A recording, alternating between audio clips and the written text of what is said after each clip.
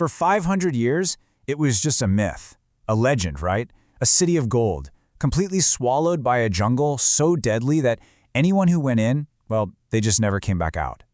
So when a team of explorers finally found it in our own century, you'd think that was the end of the story. They won.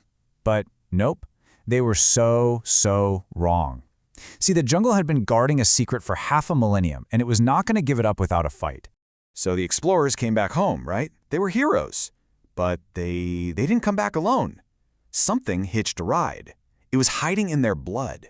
At first it was just these small sores, but then they started to grow and deepen. They became these awful wounds that just wouldn't heal. This was way more than just some infection. It was a straight-up biological nightmare. The jungle was finally collecting its payment. Okay, so what was this curse? Well, it wasn't some spooky, supernatural thing. It was actually something way more real. And honestly, a lot more terrifying. We're talking about a microscopic parasite, delivered by the bite of a sandfly, so small you'd never even see it. It causes a disease called leishmaniasis. So this isn't black magic, it's biology. It's like the jungle has this ancient, incredibly brutal immune system, a tiny guardian that has kept this city safe for centuries. Which brings us to the big question, right? Why? Why would anyone risk all of this? I mean, what kind of story, what kind of legend about a lost world would be so powerful that you'd be willing to go up against a killer jungle and its flesh-eating parasites just to find it?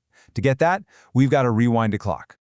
All right, let's get into the legend itself. For centuries, explorers and local tribes would whisper this name, Ciudad Blanca, the White City. It was supposed to be a place of unbelievable wealth, hidden deep in the most dangerous, most remote part of the Honduran rainforest. I mean, come on, it's the perfect legend, isn't it? It's got everything you could want. A whole civilization that just, poof, vanishes overnight, leaving behind untold riches. Then you've got this mysterious monkey god they supposedly worshipped. And the city itself? Built from shining white stone, only to be completely eaten by a jungle so thick it might as well be on another planet. And a legend this good, it becomes an obsession. In 1940, this adventurer, Theodore Mord, comes stumbling out of the jungle and he claims he found it. He even has thousands of artifacts to prove his story. But he wouldn't tell anyone where it was. He was terrified it would be looted. He kept promising he'd go back, but he never did. Then, in 1954, Mord died by suicide, taking the city's location to his grave. And just like that, the legend became absolutely irresistible. So after Mera, the trail just went completely cold. For decades.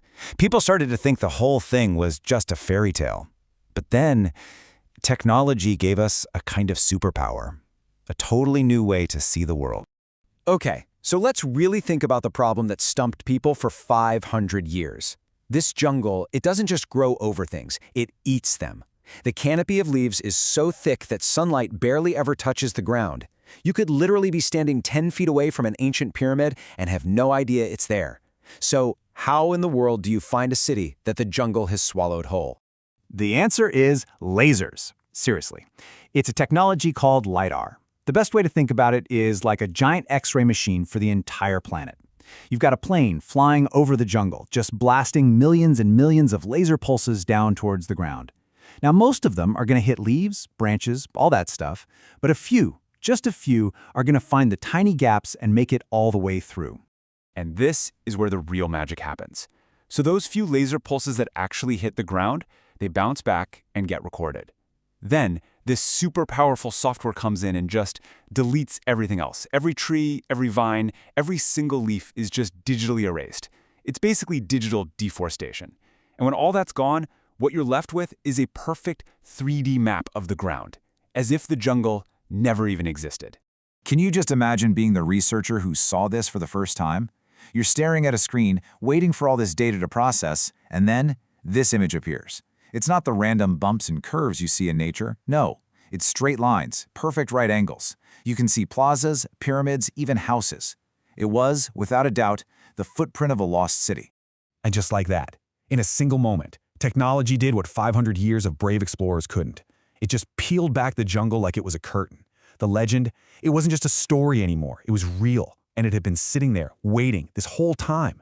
But look, a map on a computer screen is one thing. Actually putting your boots on the ground is something else entirely.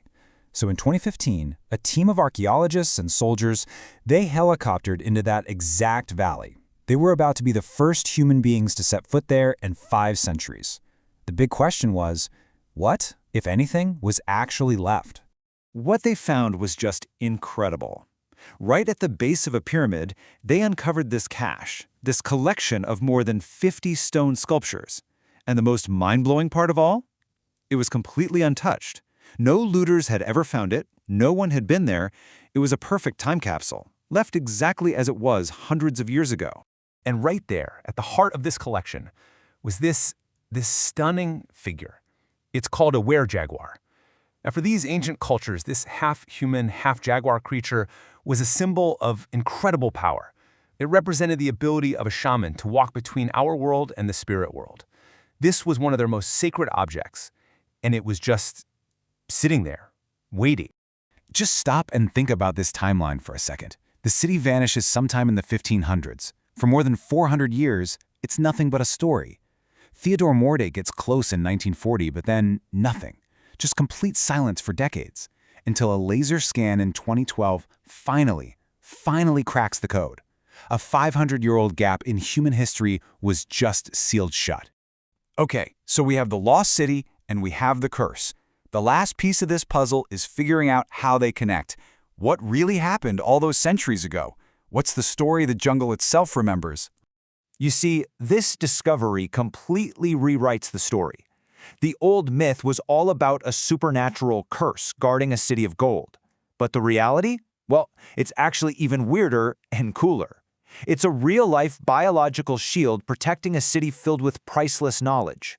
The real treasure wasn't gold at all. It was history. So, what could possibly wipe out an entire advanced civilization? Well, archaeologists think it was a devastating triple threat. First up, new diseases brought over by Europeans, like smallpox and measles, which their bodies had no defense against. Second, they might have been having their own ecological problems from farming too intensively. And third, the jungle's own diseases, like that same flesh-eating parasite that got the modern explorers, were always a threat. It was, quite literally, the perfect storm. And this is the most heartbreaking part of all. The way those sacred objects were so carefully placed together, it tells us something. It suggests that people left them there as a kind of offering and that they fully expected to come back for them. But something happened. Something so catastrophic and so final that they never did. You know, a discovery like this proves that enormous, important pieces of our own history can be sitting right under our noses, totally invisible. It just makes you wonder, doesn't it? If an entire lost city was hiding in this one jungle all this time, what else is still out there, just waiting for us to find it?